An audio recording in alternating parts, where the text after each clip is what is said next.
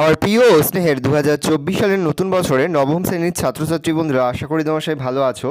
আজ আমরা যে বিষয়টি নিয়ে আলোচনা করব নবম শ্রেণীর সেকেন্ড সামেটিভ অর্থাৎ দ্বিতীয় পর্যায়ক্রমিক মূল্যায়নের ইতিহাসের কোশ্চেন পেপার নিয়ে। দেখো সরাসরি স্ক্রিনে কিন্তু আমরা নবম শ্রেণীর সেকেন্ড সামেটিভ অর্থাৎ দ্বিতীয় পর্যায়ক্রমিক মূল্যায়নের ইতিহাসের কোশ্চেন পেপারটা দেখতে পাচ্ছ। ফুল মার্কস তোমাদের রয়েছে 40 আর সময় তোমাদের রয়েছে 1 ঘন্টা 30 মিনিট। দেখো প্রথমে তোমাদের রয়েছে বিভাগ ক, একের দাগে রয়েছে সঠিক উত্তর নির্বাচন করে লেখো যে কোনো 8টি। প্রতিটি প্রশ্নের মান 1 করে 1 × 8 = 8। এখানে বেশ কয়েকটি প্রশ্ন দেওয়া রয়েছে, তার মধ্যে থেকে যে কোনো 8টি প্রশ্ন তোমাদের উত্তর করতে হবে। প্রথম, 1815 খ্রিস্টাব্দে ভিয়েনা সম্মেলনের সভাপতি ছিলেন নেপোলিয়ান বোনাপার্ট মেটারনিখ, যার প্রথম আলেকজান্ডার হার্ডেনবার্গ। উত্তর হবে মেটারনিখ। পরের প্রশ্ন, জুলাই বিপ্লব সংগঠিত হয় জার্মানিতে, রাশিয়ায়, ফ্রান্সে না ইংল্যান্ডে? উত্তর হবে ফ্রান্সে। পরের প্রশ্ন, ফেব্রুয়ারি বিপ্লবের সময় ফ্রান্সের রাজা ছিলেন তৃতীয় নেপোলিয়ন, লুই ফিলিপ, দশম চার্লস, লুই নেপোনিয়াল? উত্তর হবে লুই ফিলিপ।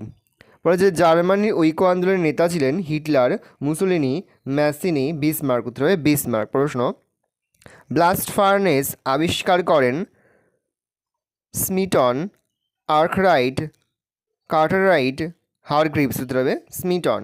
পরে হচ্ছে ইউরোপের সবচেয়ে দেরিতে শিল্পায়ন শুরু হয়েছিল ফ্রান্সে, জার্মানিতে, ইতালিতে না রাশিয়ায়? উত্তর হবে জার্মানিতে।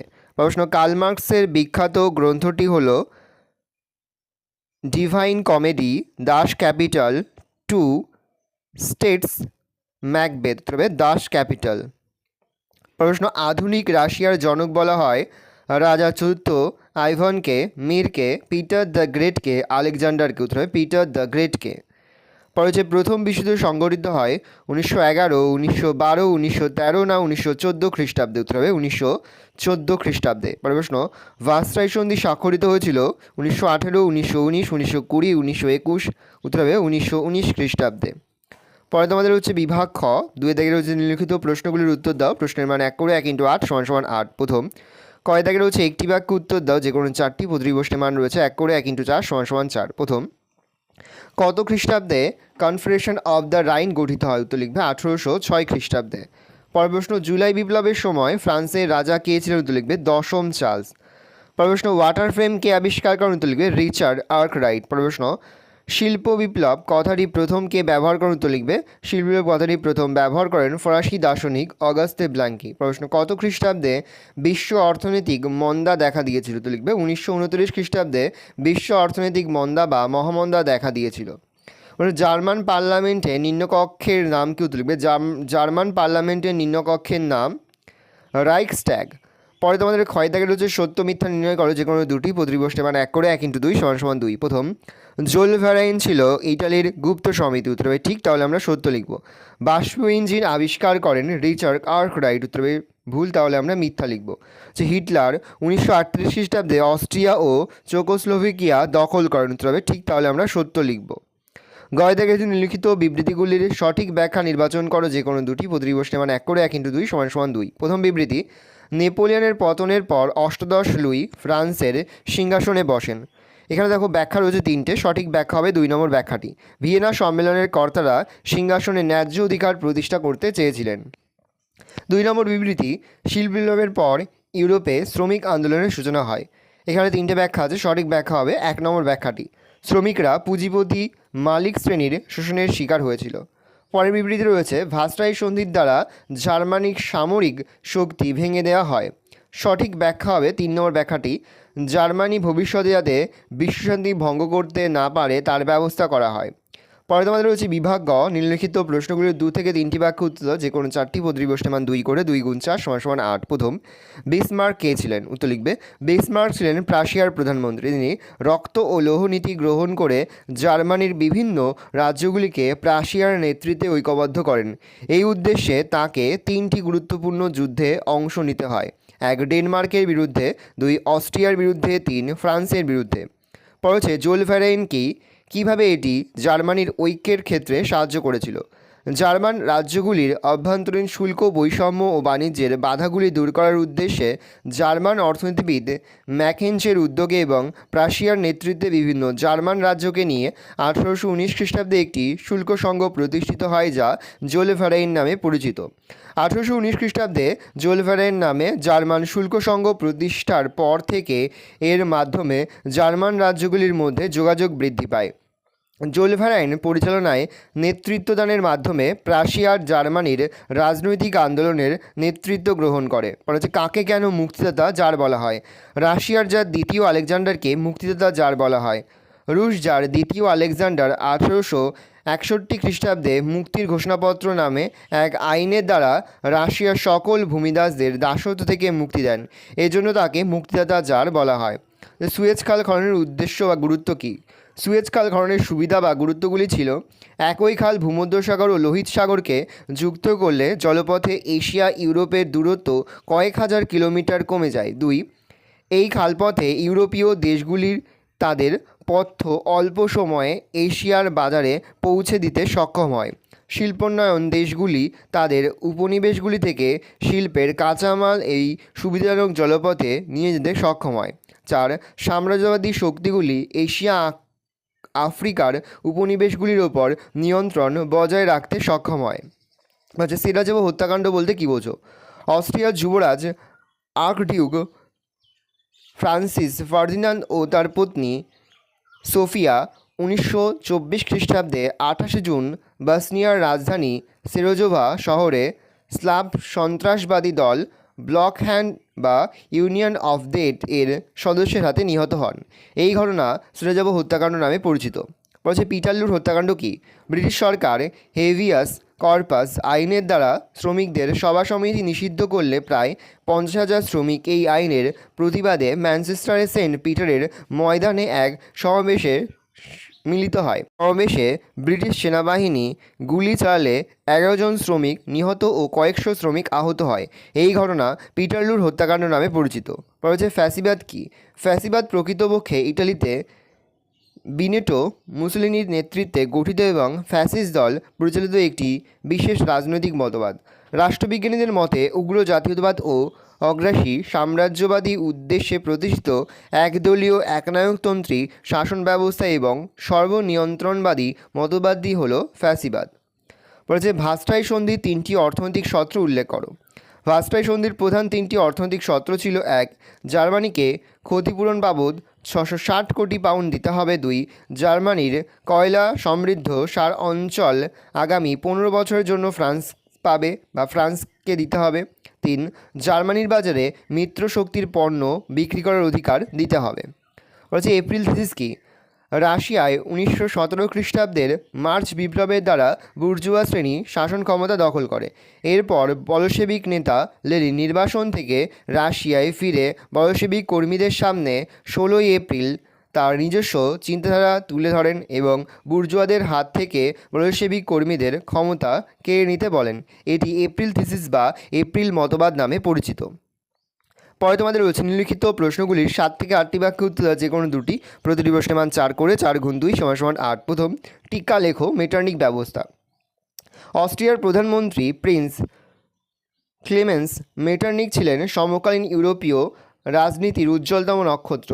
1815 থেকে 1848 খ্রিস্টাব্দ পর্যন্ত সময়কালে তিনিই ছিলেন ইউরোপীয় রাজনীতির প্রধান নিয়ন্ত্রক। এই জন্য ঐতিহাসিক ফিসার এই সময়কালকে মেটার্নিকের যুগ বলে অভিহিত করেছেন। মেটার্নিক পদ্ধতি বা মেটার্নিক ব্যবস্থা। মেটার্নিক যতদিন অস্ট্রিয়ার প্রধানমন্ত্রী ছিলেন ততদিন অস্ট্রিয়ায় এবং 1815 খ্রিস্টাব্দে ভিয়েনা সম্মেলনের সিদ্ধান্তের দ্বারা ইউরোপের অন্যান্য দেশে তীব্র রক্ষণশীল পদক্ষেপ গ্রহণ করেন। তার রাজনৈতিক পদক্ষেপগুলির প্রধান উদ্দেশ্য ছিল: 1. ইউরোপে বিপ্লবের পূর্ববর্তী রাজনৈতিক ব্যবস্থা ফিরিয়ে আনা। 2. ফরাসি বিপ্লব প্রসূত উদারতন্ত্র, জাতীয়তাবাদ, গণতন্ত্র প্রভৃতি প্রগতিশীল ভাবধারার অগ্রগতি রোধ করা। 3. অস্ট্রিয়ার স্বার্থসিদ্ধ করা এবং ইউরোপে অস্ট্রিয়ার প্রাধান্য বজায় রাখা। এই নীতিগুলি বাস্তবায়িত করার উদ্দেশ্যে মেটার্নিক অস্ট্রিয়া তথা ইউরোপে যে দমনমূলক নীতি প্রবর্তন করেন তা মেটার্নিক পদ্ধতি বা মেটার্নিক ব্যবস্থা বা মেটার্নিক সিস্টেম নামে পরিচিত। উপসংহার: কূটনীতির বরপুত্র মেটার্নিক সমকালীন ইউরোপে যে আধিপত্য প্রতিষ্ঠা করেন সেজন্য ঐতিহাসিক ফিসাল সেই সময়কালকে মেটার্নিকের যুগ বলে অভিহিত করেছেন। পুরনো পথে ফিরে যাওয়ার উদ্যোগই ছিল তার প্রধান প্রয়াস। পরে প্রথম বিশ্বযুদ্ধের কারণ কী ছিল আলোচনা করো। 1871 খ্রিস্টাব্দ থেকে 1914 খ্রিস্টাব্দ পর্যন্ত সময়কালে ইউরোপে বড় ধরনের কোনো যুদ্ধ না হলেও আপাতত শক্তির আড়ালে বাতাসে বারুদের গন্ধ পাওয়া যাচ্ছিল। শক্তির আড়ালে যুদ্ধের এই পরিস্থিতি সন্ত্রাস শক্তির যুগ নামে পরিচিত। 1914 খ্রিস্টাব্দে ইউরোপে শান্তিভঙ্গ হয় এবং প্রথম বিশ্বযুদ্ধের দামামা বেজে ওঠে। প্রথম বিশ্বযুদ্ধের কারণ। প্রথম বিশ্বযুদ্ধ বা মহাযুদ্ধের বিভিন্ন কারণগুলি ছিল: 1. বলকান জাতীয়তাবাদ। এশিয়ার অটোমান তুর্কি শাসকদের অধীনস্থ পূর্ব ইউরোপের বলকান অঞ্চলের বিভিন্ন জাতি স্বাধীনতার দাবিতে ক্রমেই সোচ্চার হয়ে ওঠে। সার্ব জাতি অধ্যুষিত বসনিয়া ও হার্জেগোভিনিয়া নামে দুটি প্রদেশ সার্বিয়ার সঙ্গে যুক্ত হতে চাইলেও বার্লিন চুক্তির দ্বারা তাদের জোর করে অস্ট্রিয়ার সঙ্গে যুক্ত করা হয়। তাই প্রদেশ দুটিতে অস্ট্রিয়ার বিরুদ্ধে তীব্র আন্দোলন শুরু হয়। 2. ঔপনিবেশিক সংঘাত।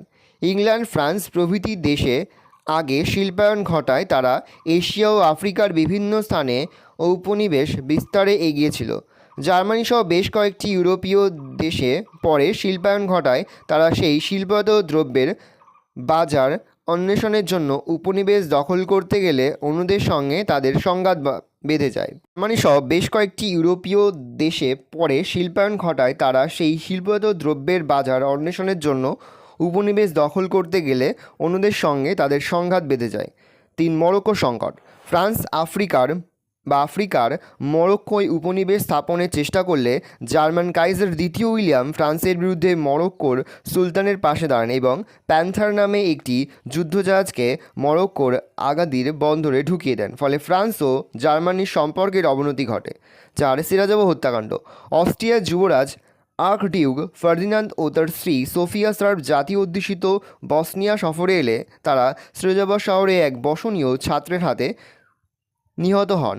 অস্ট্রিয়া এই হত্যাকাণ্ডের জন্য প্রতিবেশী রাষ্ট্র সার্বিয়াকে দায়ী করে বিভিন্ন কঠোর শর্তাদিসহ একটি চরমপত্র পাঠায়।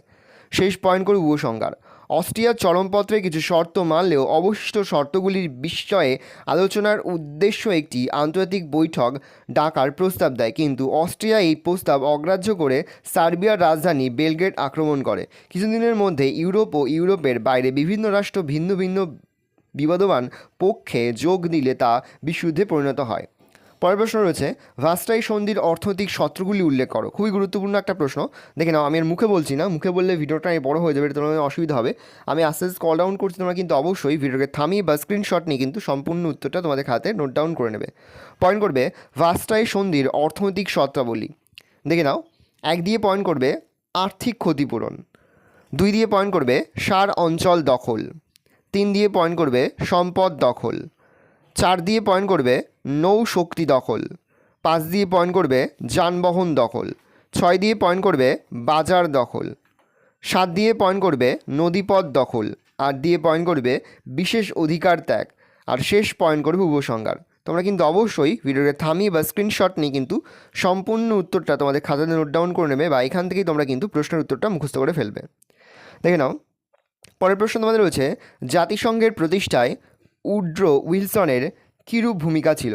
এটিও কিন্তু খুবই গুরুত্বপূর্ণ একটা প্রশ্ন। দেখে নাও উত্তরটা।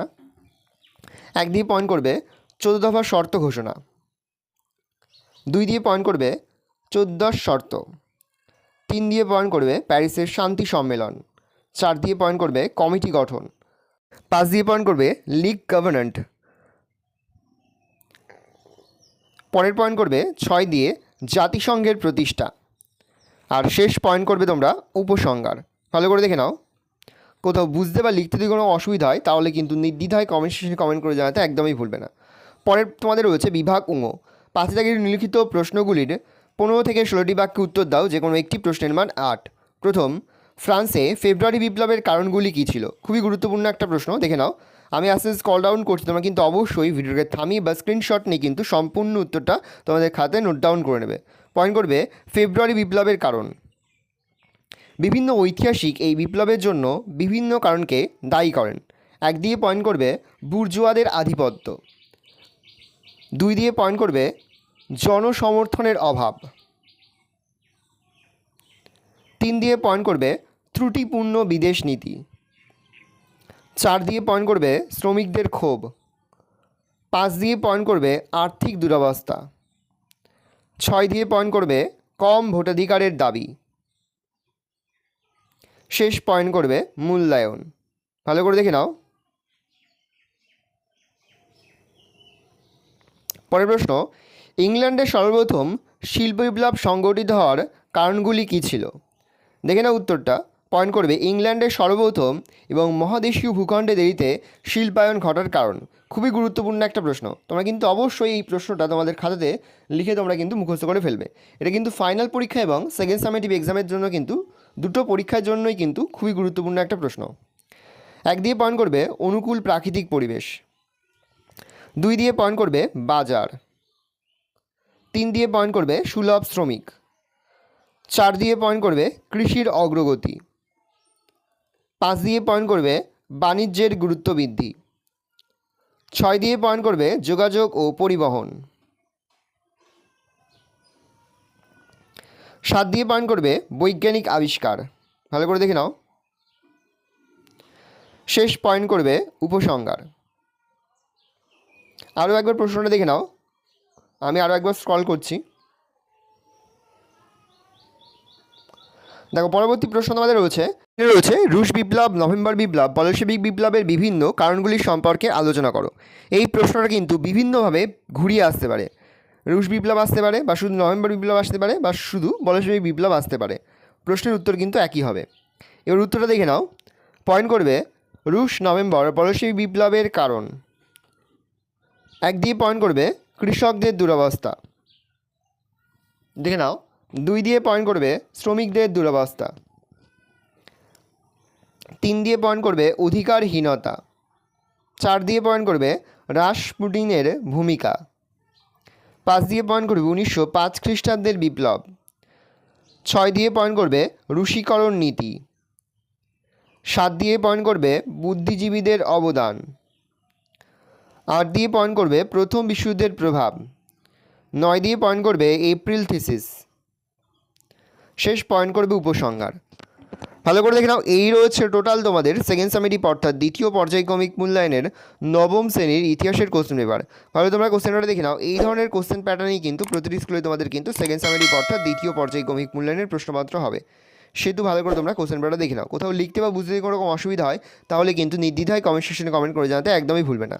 আমরা কিন্তু ইতিমধ্যে নবম শ্রেণীর প্রতিটি বিষয়ের সিলেবাস, প্রশ্নকাল এবং নমুনা প্রশ্নপত্র কিন্তু আপলোড করে দিয়েছি, এবং তার পাশাপাশি প্রতিটি বিষয় অধ্যায়ভিত্তিক উত্তরসহ সেশনে কিন্তু আপলোড করে দিয়েছি। তোমরা যদি এখনও পর্যন্ত সেই ভিডিওগুলো না দেখে থাকো, ভিডিওগুলো কিন্তু তাড়াতাড়ি দেখে নাও। তোমাদের সকলকে জানাই আগাম পরীক্ষার অনেক অনেক শুভেচ্ছা এবং অভিনন্দন। আশা করি সকলের পরীক্ষায় খুব ভালো হবে।